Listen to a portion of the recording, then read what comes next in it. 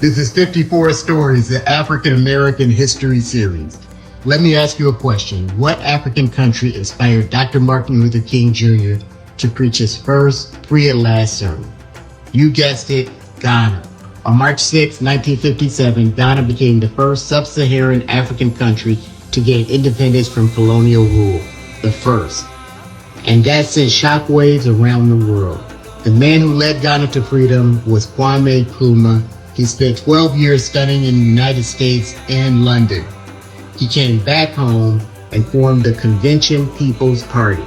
He fought for independence using nonviolent resistance, strikes, boycotts, protests.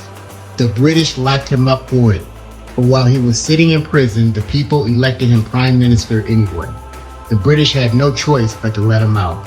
On March 6, 1957, at midnight, the British flag came down, Ghana's new flag went up, and 500,000 people flooded the street shouting, "Freedom, freedom." Dr. Martin Luther King Jr. was there, standing in the crowd with his wife, Coretta.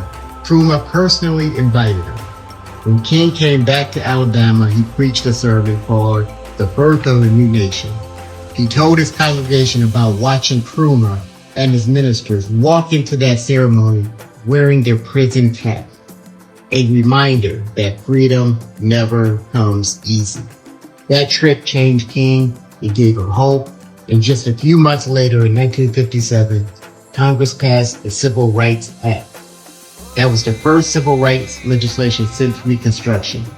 It paved the way for the major, most well-known Civil Rights Act of 1964. At AFGM, we teach our young men that when you know where you come from, you know what you're capable of.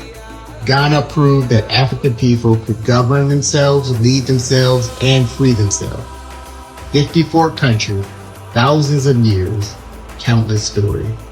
Friday will be our final post in this series, but all of these stories will be available on our YouTube channel, AFGM TV.